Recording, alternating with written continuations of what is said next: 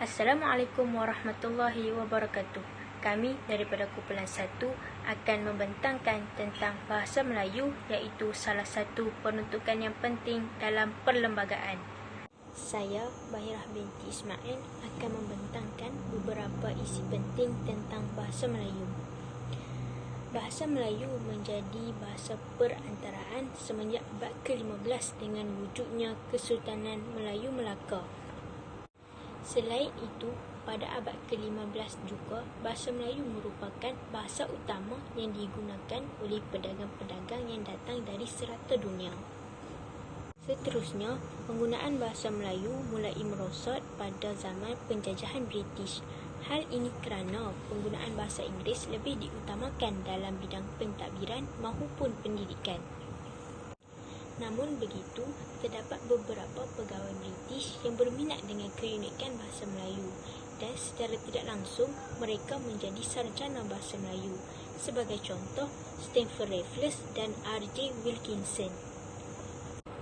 Oleh itu, kedudukan bahasa Melayu dikaji semula semasa pembentukan Perlembagaan Persekutuan Tanah Melayu. Dalam Perlembagaan Persekutuan Tanah Melayu, pihak pemerintahan menyedari bahawa Tanah Melayu tidak boleh menggunakan bahasa Inggeris untuk menyatukan penduduknya.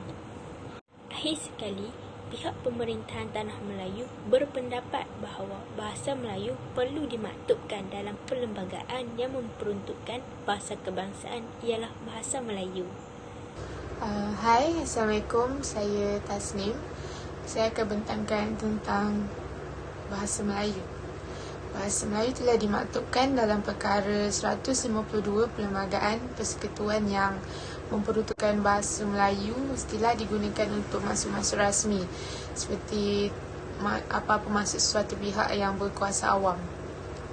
Selain itu, perkara ini juga melindungi bahasa-bahasa lain dan tidak ada sesiapa pun yang dilarang daripada menggunakan bahasa lain selain bahasa Melayu. Jika ada pihak yang cuba menggunakan isu bahasa di khalayak ramai, dia boleh dituduh melakukan kesalahan di bawah Akta Hasutan, iaitu Akta Hasutan 1948 sebagaimana yang diperuntukkan oleh Ordinan Nombor 45 iaitu Kuasa-Kuasa Perlu Darurat 1970. Manakala terdapat juga peruntukan-peruntukan sementara terhadap penggunaan bahasa Melayu terutama selepas Tanah Melayu mencapai kemerdekaan. Kelonggaran menggunakan bahasa lain iaitu bahasa Inggeris adalah diperlukan. Tetapi peruntukan sementara ini dilihat pada perkara-perkara berikut, iaitu bagi tempoh 10 tahun selepas Hari Merdeka dan selepas daripada itu. Sehingga diperuntukkan selainnya oleh Parlimen, bahasa Inggeris digunakan dalam kedua-dua majlis Parlimen, Dewan Undangan Negeri dan segala maksud rasmi yang lain. Dan yang terakhir sekali, segala undang-undang yang hendak dilakukan pindaan dalam mana-mana majlis parlimen bagi segala akta parlimen dan perundangan kecil yang dikeluarkan oleh kerajaan persekutuan dan segala perbicaraan dalam mahkamah persekutuan atau mahkamah tinggi boleh menggunakan bahasa Inggeris. Sekian, terima kasih. Assalamualaikum warahmatullahi wabarakatuh. Saya Muhammad Hanif Nazmi ingin membentangkan pembentangan saya iaitu bahasa Melayu.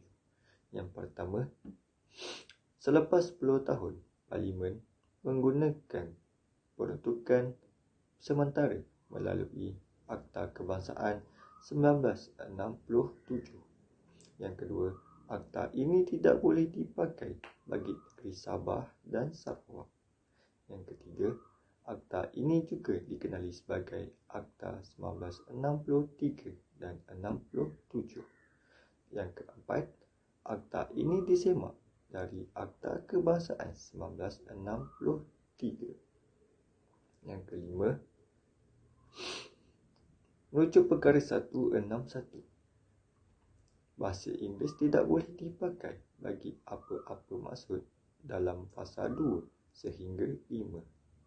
Yang terakhir, dalam perkara 152, bahasa Inggeris dibenarkan dalam apa-apa jua yang disebut dalam fasa 2 sehingga 10 tahun selepas Hari Malaysia.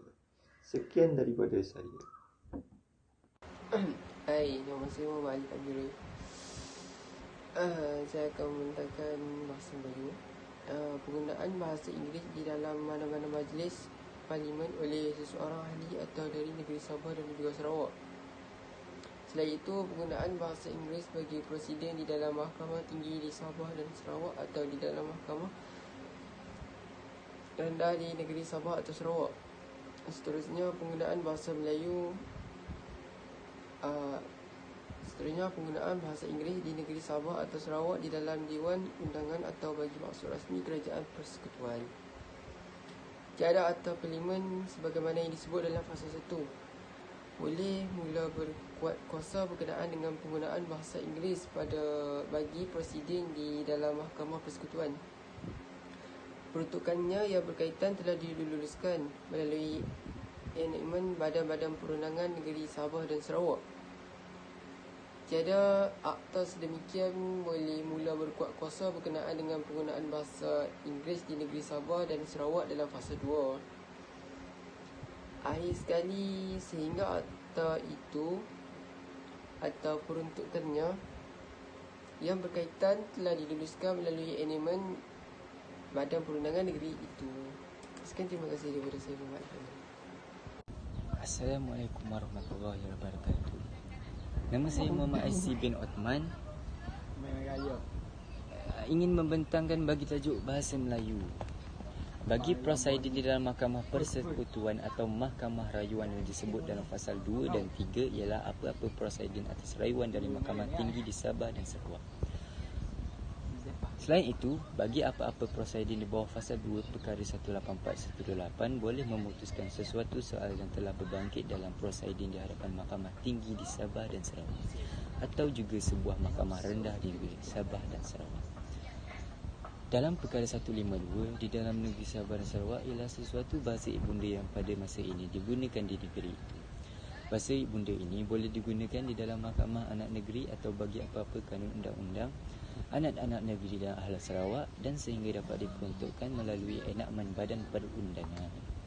Sekaligus juga bahasa ibunda ini dapat digunakan oleh ahli-ahli apabila berucap di dalam Dewan Undangan atau mana-mana jawatan kuasanya. Sekian, terima kasih. Ini merupakan satu artikel berkaitan bahasa Melayu di mana artikel ini menceritakan tentang perkembangan, potensi, harapan, peranan, cabaran dan kedudukan bahasa Melayu. Cabaran-cabaran yang bakal dihadapi oleh bahasa Melayu melalui gagasan Wawasan 2020 juga turut dikupas dalam penerbitan buku ini. Perkembangan mutakhir pada abad ke-21 dengan jelas menunjukkan kepada kita bahawa bahasa Melayu bukan sahaja menghadapi cabaran dan saingan daripada bahasa Inggeris dalam sistem pendidikan dan era globalisasi. Malah, cabaran juga lahir daripada sikap liberal para pemimpin dan masyarakat. Abad ke-21 membawa suasana yang agak suram kepada bahasa Melayu. Kedudukannya semakin tergugat dalam usaha pihak pemerintah meningkatkan penggunaan bahasa Inggeris dalam sistem pendidikan negara. Peranannya sebagai bahasa pengantar dalam sistem pendidikan negara tergugat. Ini membawa kepada sikap peminggiran bahasa Melayu di bumi sendiri. Ya. Terima kasih. Kesimpulannya, penggunaan bahasa Melayu ini adalah perkara yang tidak boleh dipersoalkan dalam perlembagaan. Oleh itu, melalui pembudayaan sikap rakyat yang mengambil serius tentang penggunaan bahasa Melayu ini dapat membantu pentadbiran agar negara Malaysia berada dalam keadaan stabil dan harmoni.